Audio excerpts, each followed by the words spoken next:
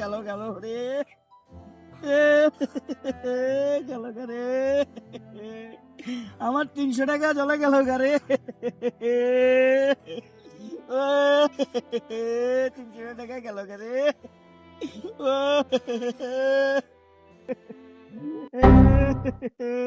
দাদা দাদা দিস দাদা 300 টাকা বলে গেল গারে পানিতে। কই পড়ছে দাদা কই যেদিকে দাদা কোন জায়গায় ও জায়গায় পানিতে নামতে হইবো? ও জায়গায়। আরে দাদা আরে গেল গেল 300 টাকা গেল রে।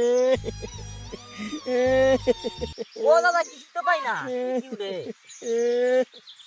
300 টাকা গেল রে আমার দাদা পাই না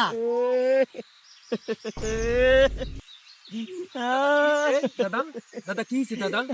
300 টাকা পানি দিয়ে গেছে গারে। পান নাই? না ওই জায়গাটা গেছে রে।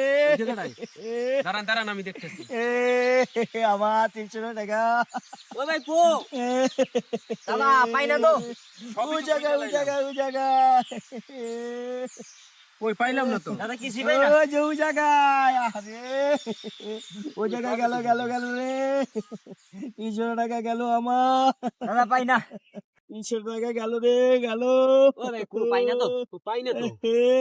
হন এদিকে আয়, তোরা এদিকে আয়, কোন? উপরে আয়, পানির উপরে আয়।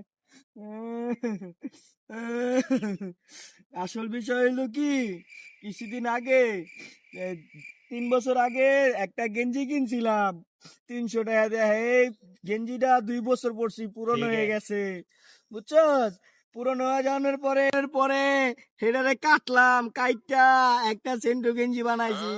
সেন্টু গেঞ্জি বানায় এটা ছিঁড়া ফাইরা গেছে গা। ছিঁড়া ফাইরা যাওয়ানোর পরে এটার একটা নুমাইল বানাইছি, নুমাইলটাও নষ্ট হয়ে গেছে। হেডারে পুড়ছি, পুইরা কয়লা বানাইয়া দাঁত ইয়া কইরা কুলি করছি রে। ওইখানে গেছে রে আমার 300 টাকা। দাদা একটা গেঞ্জি 300 টাকায় কিনলেন, 3 বছর গায়ে দিলেন, আবার নুমানও বানাইলেন। বানানোর পরে আপনি পোড়া দিলেন, পোড়া দিয়া দাঁত মাজলেন, তারপরে এনে কুলি করে ফেলাইলেন। এটা কি খুঁজে আমি পামু? আপনি যখন 300 টাকা পান নাই, তাহলে হিন্দে ভাবির লেগে একটু পানি লেগে যান যান যান। দাদা আপনি এটা বলো ছাড়া কিছু না। আমি এক জায়গায় তাদের কাছে আপনি আপনার 300 টাকা পড়ছে পানির ভিতরে নেমা কতক্ষণ বুঝলাম পাইলাম না। অহন কোন যে একটা গেঞ্জি কিনছেন 300 টাকা দা 2 বছর ফিনছেন, ফিন তারপর ছিঁড়ছে কি আজে বাজে শুরু করেন, সেন্টু গেঞ্জি বানাইছেন